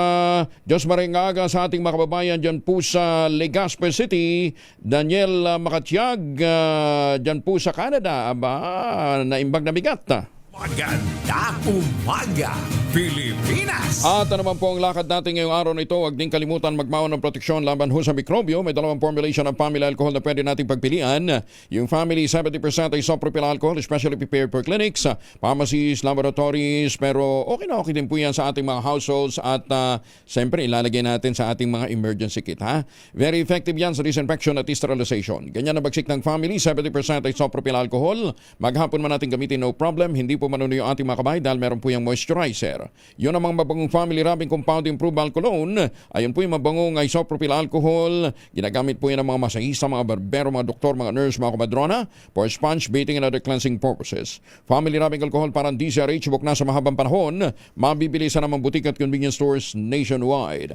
Family rubbing alcohol, hindi lang pampamilya, pang sports pa. Magandang umaga, Pilipinas! 5-11 showbiz muna tayo. Si Vice Ganda at si Ayon Perez daw may bagong beauty and wellness product na ini-endorso. Detalye mula kay Gorgie Rula. Gorgie, good morning! Ipinakilala noong Lunes ang bagong endorser ng isang beauty and wellness product na Beauty Derm, ang magpartner na Vice Ganda at Ayon Perez. Sobrang nagpapasalamat ang unkabogable superstar na si Vice Ganda dahil ngayon lang daw sila inacknowledge na magpartner na kinuhang endorser ng isang produkto. Ikinuwento na rin naging magkaibigan sila ng may-ari ng Beauty Derm na si Ray Anicoche Tan dahil sa tumulong itong si Ray Tan sa mga scholars ni Vice Ganda. Naging advocacy na ni Vice Ganda ang magpaaral sa mga estudyanteng walang sapat na pera para mag-aral, pero ang sabi ni Vice Ganda, hindi na raw kailangang makilala niya ang mga ito. Ibinahagi na rin niya noong panahong walang-wala raw siya ay meron daw isang Haponesa na nag-sponsor sa kanyang pag-aaral. Halos buwan-buwan ay sinusulatan daw niya ito para pasalamatan at kabisado na nga raw niya ang address nito sa Japan. Ngayong okay na ang buhay ni Vice Ganda ay sinikap daw niyang hanapin ang babae ngayon sa Japan para personal siyang magpasalamat, pero hindi niya ito nakita. Marami raw kasi mga Japanese na may ganong pangalan, kaya pangako na rin niya sa kanyang sarili na sa mga scholars niya ay hindi na raw niya kailangang makilala ang mga ito. Ang mahalaga ay nakapagtapos daw sila para sulit naman ang mga ginastos niya sa pagpapaaral. Hanggang sa ngayon ay patuloy pa rin sa pagpapaaral si Vice Ganda at hindi na niya ibinabahagi kung ilan na ang mga napagraduate niya. Mas marami pa raw siyang matutulungan sa ngayon dahil nandyan na si Miss Rhea Anicoche Tan ng Beauty Derm na willing ding tumulong sa kanya. Gorgie Rula po nag-uulat mula sa showbiz ng DZRH, una sa Pilipinas, una sa Pilipino. Maraming salamat, Gorgie! Bagong balita, bagong impormasyon, kasama si Kuya Angelo Palmones. Magandang umaga, Pilipinas! 5:13, ito dapat kunin nilang endorser ng mga beauty products. So, si Ma'am Dana Sandoval ng Bureau of Immigration. Ma'am Dana, good morning. Good morning. Good umaga po. Pasensya, medyo walang bote. Oo, wala pa bang kumukuhang endorser sa'yo? Bawal. Bawal ba? Bawal siguro. Bawal Hindi bawal. Naku, pwede ho ninyong kuning endorser to, ha? Ayan, Ma'am Dana, tatanong ko lang ho sa iyo. Yung controversial na aid ni dating Congressman Saldico, lumabas ito ng Pilipinas, pati daw yung asawa, dumaan using fake passport. Ano ba talagang nangyari, Ma'am Dana? While hindi ko po mailabas directly yung kanyang travel records, dahil wala naman po siyang hold departure order in any case against him, tinignan po natin, wala po tayong nakitang record na ganito ng any departure incident na sinasabing yung nalagkad or may mga insidente Wala po tayo nakitang insidente involving the individuals in question. Pero of course, nag-iimbestiga pa rin po tayo. Pero paglilinaw lang po ang pasaporte na peke, kung meron pong dadaan yan, madidetect po yan ng ating mga passport readers kasi capable po sila of detecting counterfeit travel documents. May machine ba, bukod doon sa physical assessment, do we have a machine to detect that? Yes. Meron po yung ating passport readers. Once nilagay po ang pasaporte doon, nagre-react po siya if it's authentic or siya po ay fake. So, madidetect. At so far po, wala po tayong nakitang indication ng use ng faking passport as well as na mayroong mga dahas o mga insidente po na nangyari. Hindi, tsaka makikita naman yan doon sa mga CCTV kung meron talagang ganun, di ba? That's right po. Oo, kung under duress yan nung dumaan. That's right po. Tama po kayo dyan. Pero talagang lumabas, hindi lang natin masabi kung anong destinasyon. Tama po kayo dyan. Oo. Naka-smile daw? Hindi ko po masabi pero doon po sa ating records ay kinukuhanan din po kasi yan ng biometrics. Diba? Wala pong indication. Walang indication. Siyempre, pagharap po doon sa camera, di ba, nasa option mo naman kung i-smile ka o hindi, di ba? Yes. Pero ako kadalasan, pag humarap doon sa camera ng immigration, nakasmile ako eh. Madami po nakangiti. Marami nakangiti. In case, wala po siyang indication na mukha po siyang winner. Under duress. Ayan. Sometimes kailan lumabas? Hindi ko lang po siguro ma-share on air because pero this year, data privacy. This year? Yes, tama po. This year. Okay. Mahaba naman yung this year eh. Ayan. 365 days yun eh. Ayan. So, at least klaro yun ha. Hindi, kung gumamit man ng faking passport, matitrace. In fact, marami nga eh. Kahit nga yung mga gumagamit na ng legit na passport, pero kung masasala ho ninyo, madedetermine ka agad ng Bureau of Immigration kung ito ang tawag dito, yung human trafficking, di ba?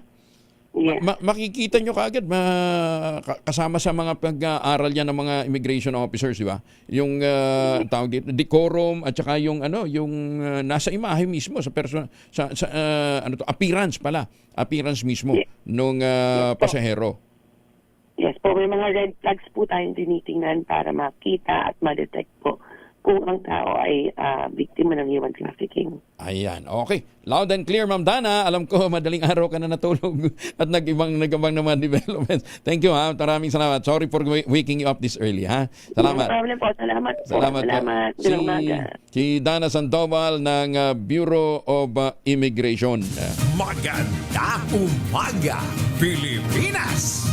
Oras sa buong kapuluan, 18 minuto na makalipas ang alas 5 na umaga. Number 1. Makikanta sa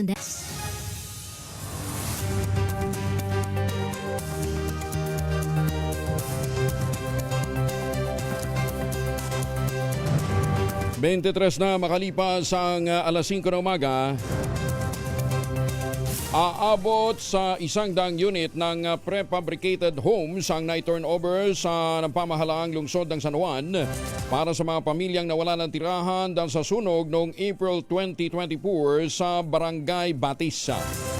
Pinangunahan ni Mayor Francis Zamora ang turnover ceremony ng mga bahay sa makabagong San Juan staging area. Kasama sina Social Housing Finance Corporation President Federico Lacsa, Housing Assistant Secretary Mel Aradanas at 4PH Director Ryan Haen. Ang temporary housing unit ay may sukat na 15 square meters. May banyo na ito at meron ding area para sa kusina. Wala ba tayong mga video nito, Doña Tina? Ito ay magsisilbing pansamantalang tirahan ng mga pamilyang nasunugan habang ginagawa pa ang 34-story building sa Barangay Batis para sa kanilang relokasyon sa ilalim ng pambansang pabahay para sa mga Pilipino o 4PH program. Ang mga benepisyaryo ng temporary housing unit ay hindi kailangang magbayad ng renta para sa kanilang paninirahan dito Ang babayaran lamang nila tubig at kuryente na kanilang makukonsumo. Uy, sana all. May ganitong mga programa, no ha? Matakin ho ninyo, may libreng bahay, ano ha? Ang babayaran mo lang kuryente at tubig, di ba? Ayos ha. Sana lahat ho ng mga nagiging biktima ng mga trahedya na katulad ho ng sunog, merong ganyang klase ho ng mga malilipatan agad. Maganda umaga, Pilipinas! Kumonsulta sa mga accredited na mga supplier ng PNP uniforms ang National Police Commission o NAPOLCOM para sa mas mahigpit na regulasyon laban sa iligal na pagbebenta at paggawa ng mga uniforme ng mga pulis. Ito'y matapos matuklasan ng mga iligal na bentahan ng police uniform na naglipa na malapit mismo sa Campo Crame at online platform. Bahagi rin ito ng kampanya ng ahensya laban sa pagkalat ng mga peke o mga substandard na uniforme na maaaring magamit sa mga iligal na aktibidad at magdulot ng banta sa seguridad ng publiko. Iginit ni NAPOLCOM Commissioner Rafael Vicente Calinisan, ang uniforme ng PNP ay higit pa sa damit. Ito'y simbolo ng tungkulin, integridad at serbisyo publiko, kaya't hindi dapat payagan ang hindi otorisadong paggawa at pagbebenta nito. Commissioner, sa tagal ng panahon na may ganyang bintahan at mga tahian ng uniforme dyan mismo sa tapat ng Campo Crame, salamat ha. At least ngayon napansin ho ninyo itong ganitong klase ho ng problema. Sa ilalim pala ng Executive Order 297 Series of 2000, ipinagbabawal ang hindi otorisadong paggawa, pagbebenta, distribusyon at paggamit ng uniforme, mga insignia at iba pang gamit ng PNP. Ang sino mang lalabag sa nasabing patakaran ay maaaring maharap sa kasong administratibo, sibil at kriminal. Maganda umaga, Pilipinas! Ibinunyag ni Senator Erwin Tulfo ang umano'y talamak na money-making scheme sa loob ng Bureau of Internal Revenue gamit ang Letters of Authority. Nako, malaking hamon ito sa bagong BIR Commissioner natin na si Commissioner Mendoza. Sa gitna ng pagdinig ng Senado sa panukalang 2026 budget ng ahensya, sinabi ni Tulfo na ilang negosyante kabilang ang ilan sa mga kaibigan niya ang lumapit upang ireklamo ang manoy panggigipit ng ilang mga revenue officer. Lagot. Lalong-lalo na yung mga miyembro ho ng BAT Assessment Section. Ayon sa senador, ginagamit umano ng ilang opisyal ang letter of authority na siyang nagbibigay ng kapangyarihang magsagawa ng audit ng isang taxpayer bilang personal cash machine. Mantakin ho ninyo, yung assessment na ginawa noong pampanahon ng kopong-kopong binabalikan. Magbayad naman kasi itong mga negosyante ng tamang buwis, ano ha? Kaya lang kuminsan ang assessment talagang gagawing sagad langit, ano ha? Halimbawa, meron nga daw po isa, gumawa ng assessment, 5 milyon yung siningil. Ayun, ang resibo, 300,000. Paano tayo makakagol kung ang unang ginogol, ina-achieve na makagol, bulsa nito pong mga ilang, hindi natin nila lahat dahil marami ho na mga matitino dyan sa BIR. Pero mamaya, meron ho tayong mga natanggap na mga impormasyon kung sino-sino itong mga, lalong-lalo na yung mga naghabol doon sa mga fake receipts, ano ha? Isinilawalat din ni Tulfo na may mga examiner na tumatarget pa umano ng maliliit at mga single proprietor na mga negosyante na mas madaling ma-pressure na makipag-areglo kaysa harapin ang mahabang proseso ng audit. Ilang negosyante rin umano ang niobligahan na magsumite ng dokumento kahit luma ng 5 hanggang 6 na taon habang patuloy na hinihimay na mga examiner ang kanilang mga record. Alam ba ninyo, yung LOA dapat annual yan. Minsan ka lang isyuhan yan sa 1 taon. Ginititul po, halos bullying na ang nangyayari. Sabay hamon sa BIR na imbestigahan at itigil na ang naturang modus. Sen, mukhang ngayon dahil bago yung bossing, nangangapa daw muna. Paano? Dati manukan lang ang gusto ng mga ito. Ngayon rancho na. Gusto na bakahan. Ganon ho katindi. Kaya hindi makaguli. Kaya mabuti na lang natsugi na yung kanilang bossing na pogi. Nanawagan din ng senador para sa mas maayos at transparent na sistema upang maprotektahan ang mga negosyante. Lalong-lalo na ang mga maliliit na mga negosyo na umaasa sa patas na pagtrato sa kanila ng gobyerno, lalong-lalo na ng BIR. Diretsang sinabi ni Tulfo na pangalawa sa DPWH ang BIR sa pinakakorap na ahensya ng pamahalaan.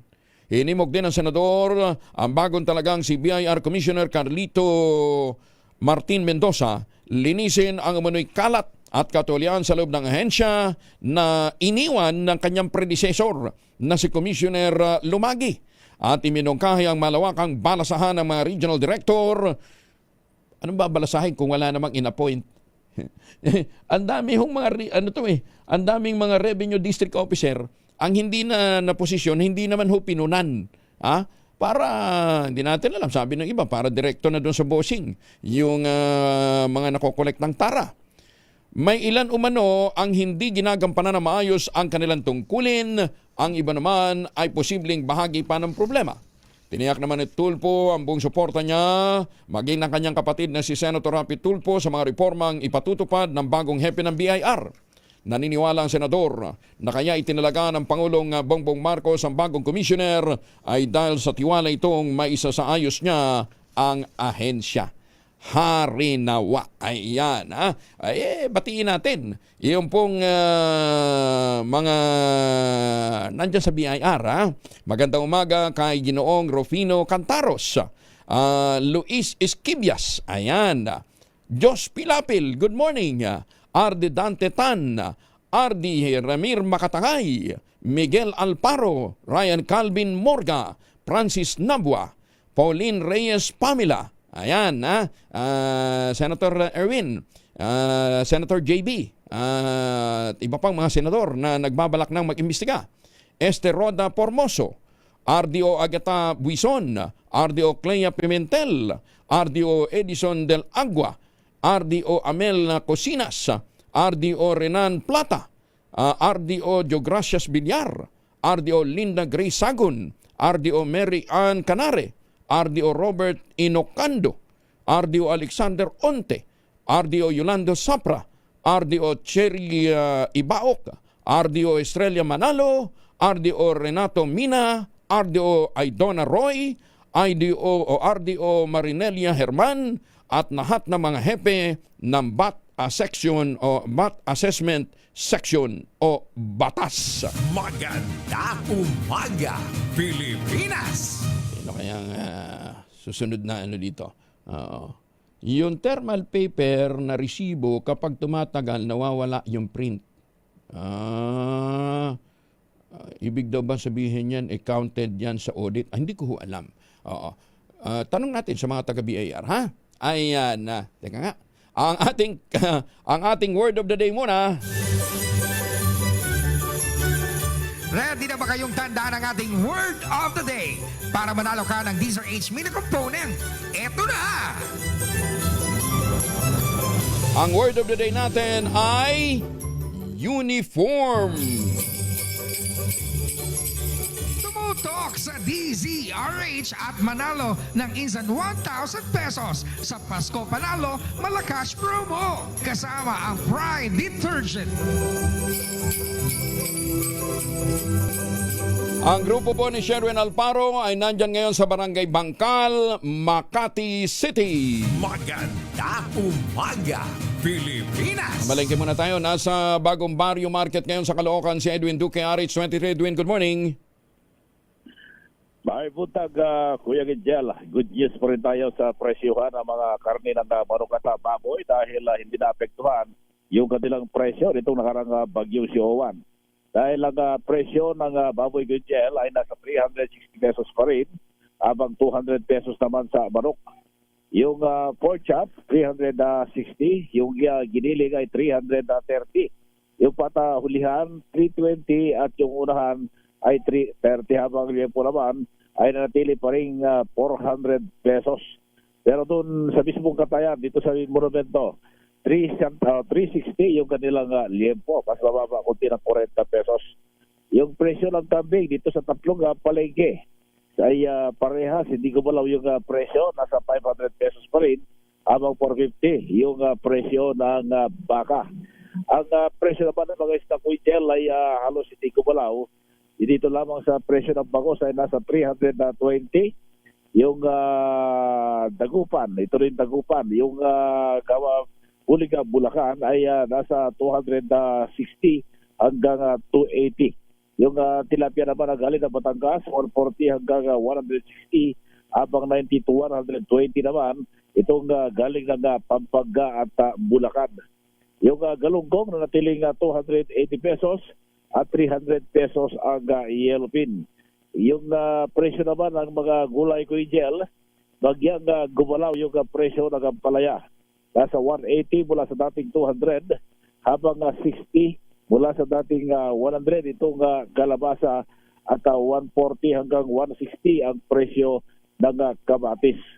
Sa ibang presyo ng gulay, itong sibuyas ko gel ay patuloy pa rin tumataas dahil yung pagtaas na hanggang 300 pesos kamakailan, umabot pa uli ito ng 350. Ganon din, hindi naman nagbago yung iba pang presyo ng mga gulay dahil inasaan pa raw na mas tataas pa ito. Lalo na itong December ay medyo apektado pa rin daw yung presyo dahil dun sa nakarabagyong si Owan. Ang presyo naman ng prutas, wala rin paggalaw, habang yung presyo ng bigas, umpisa pa rin sa itong presyo ng malagkit, meron ng 58, susundan ng 80, at ang pinakamataas ito yung magandang klase ay 100 pesos bawat kilo. Japanese rice, 56, red rice, 60 pesos, yung Hasmin, 53, brown rice, 56, at tapos yung bagong ani ay 40 pesos bawat kilo. Yan, Kuya Jel, ating price sa monitoring ang report po namin dito sa bagong baryo Caloocan. Aris 23, Edwin Duque nagulat sa DZRH, una sa Pilipinas, una sa Pilipino. Daghang salamat, Edwin Duque. Maganda umaga, Pilipinas! 36 makalipas ang alas 5 na umaga. 31 na makalipas ang alas 5 na umaga. Armed Forces of the Philippines dumistansya sa alegasyon ni Senator Amy laban sa Pangulong BBM. Tinawag itong isang political dispute. Detalye na balita mula kay Edniel Parosa, RH52. Edniel, good morning. Ayaw nang sumausaw, Kuyang Angel. Ayaw nang sumausaw ng sinatahang lakas sa banat ni Senator Amy Marcos sa kanyang kapatid na si Pangulong Bongbong Marcos. Ayon kay acting AFP spokesperson Rear Admiral Roy Vincent Trinidad, political dispute ang aligasyong binitiwan ng presidential sister hinggil sa paggamit umano ng illegal na droga ng Commander-in-Chief. Para kay Trinidad, dapat itong resolbahin sa legal na mekanismo at hindi sa isang pampublikong komprontasyon. Sa kabila ng panawagang mag-withdraw ng suporta sa pamahalaan, nanindigan ng AFP na sila ay professional at non-partisan organisasyon. Pakinggan natin si Trinidad. We do not engage in political disputes or allegations. This matter should be resolved through appropriate legal and institutional mechanisms and not public confrontation. Paalala pa ng militar, mayroong kapitbahay na bansa ang Pilipinas na tiyak makikinabang sa pagwatak-watak ng mga Pilipino. Ito sa Edniel Parosa, nag-uulat para sa DZRH. Una sa Pilipinas, una sa Pilipino. Maraming salamat, Edniel. Samantala, magandang umaga sa mga taga Pindon Road dan sa Birmingham, UK. Magandang umaga din sa mga Pilipino dyan po sa Iloilo, mga kauturan, na may aga at sa mga suki natin dyan po sa Taytay, Palawan, sa mga taga Antipolo. Welcome sa mga business group at investment promotion agencies ang pagkakatalaga sa mga bagong gabinete ng administrasyon. Ito naman ang pinahayag ng Federation of Philippine Industries. Itinuturing nilang malaking bagay ang pagkakahirang kay Finance Secretary Ralph Recto bilang Executive Secretary at ang pagkakatalaga naman kay Frederick Go bilang Finance Secretary para mapanumbalik ang tiwala ng publiko sa gitna ng isyu ng malawakang korupsyon. Tiwala naman ng Philippine Stock Exchange kay Go na nilay investment czar na noon pa ay may malawak ng karanasan sa negosyo at kakayahan sa pag-akit ng pamumuhunan. Para naman kay Philippine Chamber of Commerce and Industry President Enonin Mangio, umaasa ang business community na sa pamamagitan ng pagkakatalaga kay Recto at Go, mas magiging epektibo at maayos ang mga hakbang sa pagpapaunlad ng pamumuhunan at pagpapalago ng ekonomiya. Tumutok sa DZRH at manalo ng instant 1,000 pesos sa Pasko Panalo Malacash promo. Kasama ang Pride Detergent. Bilis manghuli ni Sherwin. May huli na kaagad. Good morning, Sherwin. Yes, magandang umaga Kuya Angel, at dito nga sa Barangay Bangkal sa Makati City, kahit na umaambon, tignan mo, napaka kulimlim ng umaga, wala pang araw, pero yung panahon talaga namang magdamag umambon dito sa bahagi ng Makati, at magdamag din na tumutok sa kanyang cellphone itong si tatay. Pakita mo tatay yung cellphone mo, yan naka DZRH yung kanyang cellphone. Pangalan niyo po? Florencio Raimundo. Si Tatay Florencio Raimundo na matagal nang naka-tune in palagi sa DZRH. May radyo kayo? Saan kayo nakikinig palagi?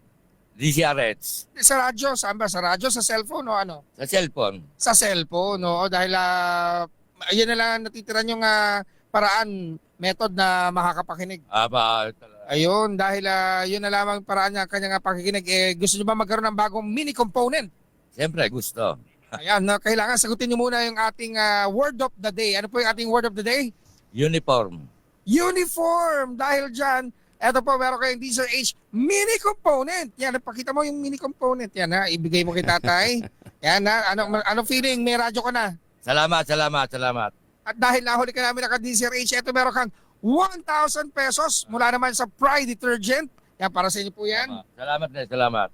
At hindi lang yan, meron pa kayong DZRH t-shirt at DZRH Christmas basket. Yan, para sa inyo yan. Maraming salamat, Ka-Angelo. Laki naman ang bahay ni Kuya. Talagang naka-roll roller yung bahay mo yan? Bahay ni tatay? Sa pamangkin ko to, tindahan. Tindahan, oo. Sarado pa.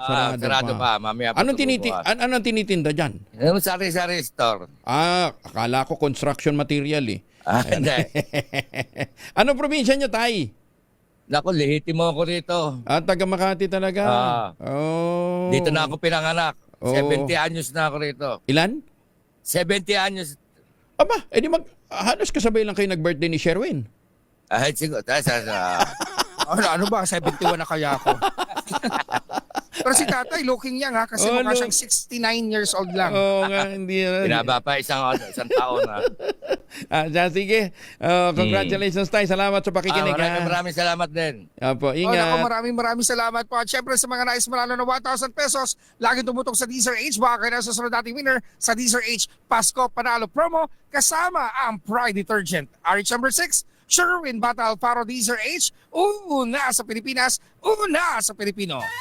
Tutok lang, tutok na sa DZRH Radio, DZRH Facebook, DZRH YouTube, at DZRH TV. Baka ikaw na ang susunod na winner sa DZRH Mas Malakas Promo! 47 makalipas ang alas 5 na umaga sa mga pauwi ho ng Pilipinas. Sana naman wag na kayong magpasulubong na imported na tsokolate ha. Tangerine Chocolate yan po ay brand ang mga magniyog ng mga magsasaka dyan po sa lalawigan ng Quezon. Sa tulong nga po ni Dr. Helen Tan, yung pong mga planting material na kakao galing Davao, itinanim po yan sa ilalim po ng mga nyugan. Kaya ngayon nagpuproduce na ho sila na dikilidad na cacao beans, pinaprocess para maging tangerine chocolate. Available dyan sa 0919-095-5935. Sabi nga po ni Dr. Helen Tan, sino bang magmamalasakit sa Pilipino kundi ang kapwa Pilipino? I-check po ninyo yung mahigit 10 variants ng tangerine chocolate na ang mga raw material galing din po sa ani ng mga magsasaka. Check po ninyo sa tangerinechocolate.ph. Ayan. Sabi po ni Dr. Helen Tan, ang tangerine chocolate ay 100% gawang lokal but taste and looks global dahil tinulungan ito ng DTI at ng DOST. Tangerine chocolate 100% gawang atin. Kaya pakiusap po ni Dr. Helen Tan, sana ating tangkilikin. Maganda umaga, Pilipinas! ICI, hindi magpapapekto sa ingay ng politika. Detalye na balita mula kay Giselle Ricaport, RH15. Giselle, good morning. Good morning, Kuyang Angel. Hindi nagpapaapekto ang Independent Commission for Infrastructure sa mga ingay sa politika ngayon. Ayon kay ICI Executive Director Attorney Brian Oisaka, ingay lamang ng publikong humihingi ng hustisya ang tanging nilang pinakikinggan. Idiniin niyang mandato ng komisyon na panagutin ang mga responsable sa flood control anomaly at ibalik ang ninakaw na pera ng bayan. Sabi pa ni Oisaka, dahil sa malakas na panawagan ng ating mga kababayan, Mas gigil ang Independent Commission para mas pagbutihin ang kanilang trabaho at maibigay ang hinihingi ng taong bayan. Kasabay nito nanindigan ng Executive Director na independent ang mga desisyon at ang mga aksyon ng komisyon. Idiniin niya na sa usapin ng pagkalap ng mga impormasyon, kailangan nila ng tulong ang mga source kagaya ng Senado, DPWH at Commission on Audit, pero hindi niya ibig sabihin hindi na independent ang ICI. Ginawa ni Osaka ang pahayag matapos questionin ni Senator Rodante Marcoleta ang pagiging independyente ng komisyon sa pagigiit na humihingi naman ito ng impormasyon sa Kongreso, Sandigan Bayan, Korte at sa mga opisina ng pamahalaan. Ito si Giselle Ricofort para sa Leader H, una sa Pilipinas, una sa Pilipino. Maraming salamat, Giselle. Maganda umaga, Pilipinas! 12,000, 12,000 ang nag-iintay na premyo sa Mahiwagang Tunog. Mahiwagang Tunog! Ayan. Sa UK, ang daming ganito nagkalat, lalo-lalo na sa mga train stations, na ang dami nito. Ang isa sa mga material isa sa mga item na hinahanap natin ay gawa sa papel, yung isa naman ay gawa sa metal. Ayan, available nga yan sa mga parke, sa mga mall, sa mga airport, mga terminal ng train, marami din ho niyan. Inyo pong masagot, ipapadala po ninyo sa 0919-282-6485. Sundin lamang yung tamang format po ng pagte-text, empty space, name slash, address slash, contact number slash, at ang inyong sagot. Isang beses lamang po maaari mag-text sa ating text line gamit ang inyong mobile number. So habang naliligo, gamit ang Shield Bath Soap, sagutin ang ating mahiwagang tunog. Magandang umaga kay Raymond Orsabia dyan po sa Hayward, California. Yan, magandang umaga din po kay Chairman Roland Paulino na nakikinig din ho sa atin, Mayor Sena Mendoza, Ambassador Harry Yumping, Professor Andy Piraria, good morning, at Justice Senergito at saka si Justice Max De Leon na nag-birthday kahapon, Justice Maidas Marquez at saka si Chief Justice Alexander Gismundo, si Tita Sally, yung mama naman ni Justice Raul Villanueva. Maaga din pong gumigising yan, Good morning. Maganda umaga, Pilipinas! Magandang umaga din kay Attorney Man Scarpio. Hindi daw siya nababate. Araw-araw siyang gumigising. Ayan, Kumusta na kayo, Samantala, nananakit na ba inyong kasukasuan, nagkaka-wrinkles, sumihina na bang kalamanan? Epekto yan ng pagtanda. Ipinakikilala po ang Ultaplex, isang health drink mula po sa lamikha ng Ultabayo backed by Japanese technology. Ang Ultaplex ay may HCG complex, hydrolyzed marine collagen para sa skin at joints, HMB, pampalakas ng muscles, Glucosa Green para naman sa ginhawa ng kasukasuan. Available in coffee with stevia at powdered drink mix. Kayang bawiin natin ang galaw, sigla at ganda kahit nagkakaedad na with proper diet and exercise. Hanapin po ang Ultaplex sa Shopee, Lazada at ultabayo.shop. Ang Ultaplex ay hindi gamot at hindi pwedeng gamitin panggamot sa anumang uri ng sakit. If symptoms persist, consult your doctor. Maganda umaga, Pilipinas! Sa mga taga Kidapawan City, Ma'am Dottie Molino, good morning, 5:53. Umaga, Pilipinas! Sa mga taga DIBL Tacloban, good morning. Attorney Abed Hidalgo, kumusta na ho kayo, Tuloy lang ang laban. Umapila ang pinakamalaking business organization sa bansa sa gobyerno, isauli ang mahigit 107 billion pesos na inilipat ng Philippine Deposits Insurance Corporation o PDIC sa National Treasury.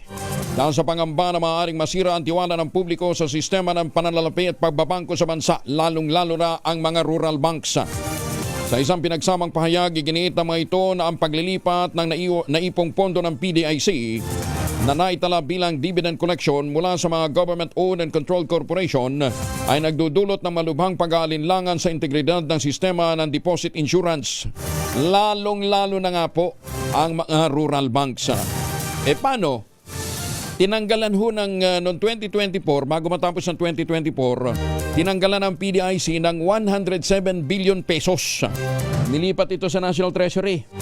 Pagka Marso ng 2025, itinaas ang coverage ng deposit from 500,000 ginawang 1 million.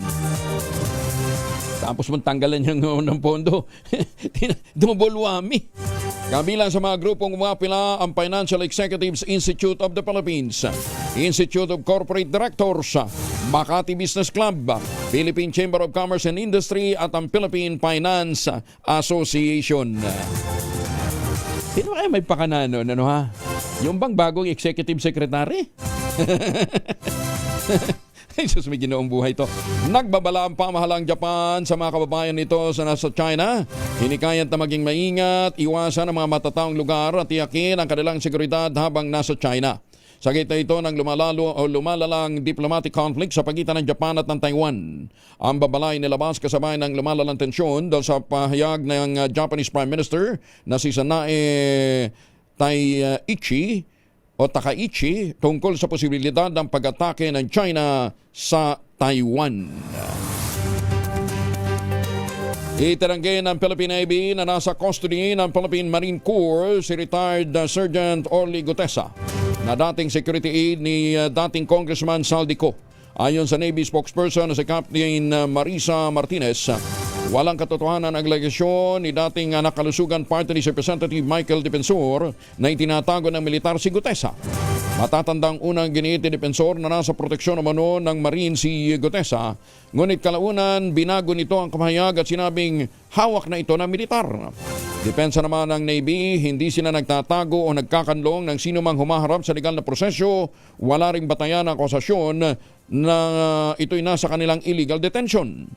The Philippine Navy exercised due diligence upon learning again of these claims. A comprehensive verification was conducted which include inspections and validations by our intelligence units.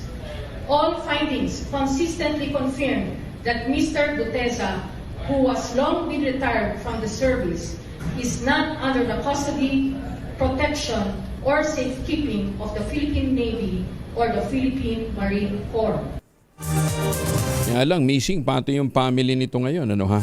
Wala pa kayang nagbabalak mag-file na lang ng kung sino man yung naghahanap dito, file na lang kayo ng habeas corpus petition sa korte.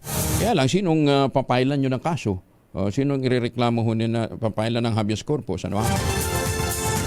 Ay, anyway, sana nga po ay maresolba na itong mga usaping ito sa lalong madaling panahon. Posibleng kasuhan ng conspiracy to commit plunder sina resigned Budget Secretary Mena Pangandaman at dating PLLO Chief Adrian Bersamin. Ayon kay Ombudsman Jesus Crispin Remulla, lumilitaw ang isang pattern na nagpapakita ng pagkakaroon ng sabwatan upang dayain ng gobyerno. Sinabi ni Remulla, matagal na niyang minamanmanan si Bersamin, apo ito na Executive Secretary Lucas Bersamin, mula pa noong siya ay nasa Department of Justice pa lamang. Kwento ng Ombudsman, may mga insidente noon kung saan nakikialam umano si Adrian Bersamin sa mga usapin ng mga opisyal, kabilang ang issue noon sa mga appointment na hindi dumadaan sa kanyang tanggapan. Ay, may hugot. May pinaghuhugutan pala si Ombudsman Boying. At yan po ang kabuhayan ng ating mga balita, magtanim ng kawayan para sa kalikasan at kabuhayan. Kuya Angel po, si Angelo Palmones, nag-iiwan sa inyo na isang magandang umaga. Maraming salamat sa inyo walang sawang pagsubaybay, pakikinig at pagtitiwala. Ang ating quote of the day ngayong araw nito ay mula po sa French philosopher na si Voltaire. Ang sabi niya, the art of government is to make 2/3 of the nation pay all its possible can pay for the benefit of the other third. Parang ano nga, di ba? Tatax mo lahat. Yan, oo. Makukolekta. Tapos mangungutang dahil kulang ang budget, kulang ang koleksyon, kulang ang budget para sa susunod na taon. Ayan, ha? Pero magpapasan yan, magbabayad yan, na mga utang na yan, na kanilang wawaldasin, ilalagay sa mga flood control project na anomalous, ay iilang tao lamang. Yung 2/3, gumising ka ng maaga, magtrabaho ka ng maaga, bago mo tanggapin ang sweldo mo, may bawas na. Yan po ang art of government. Magandang umaga, Pilipinas! ACS na umaga. This time check is brought to you by ACS Manufacturing Corporation, ISO certified, maker of world-class quality pride.